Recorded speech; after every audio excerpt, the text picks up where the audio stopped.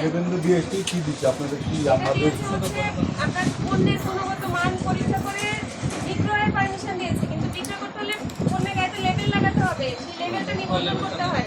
এটা বুঝাইতে হবে তো, আমরা তো অল্প আমরা করছি বুঝান নেক্সট কিছু হয়ে যাবে যেটা বুঝার আমার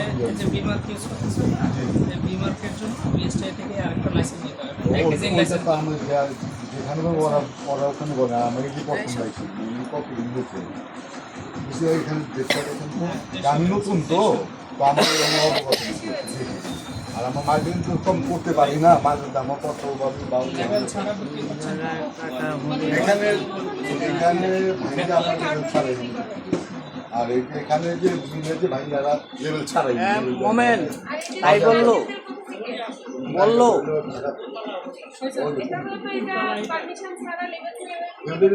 নাই তো এটা আমাকে মহিলা যদি বলেন যে আমরা করে নেবো এটাই ভাবি চলে এই এলাকায় এইভাবে আমার না না আমি বলি সমস্যা নাই।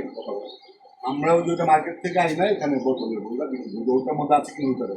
এখন যে আমাদের ওয়ান লেভেল লাগে তো আমাদেরই করতে হবে কোন কমে যান ওদের লাইসেন্সের কপি আপনাকে রাখতে হবে। ওদেরটা যে আপনি আবার এইভাবে অন্য মোড়কে নিজে বিক্রি করছেন, আপনার কিন্তু পারমিশন না নিয়ে লেভেল ছাড়া বিক্রি করার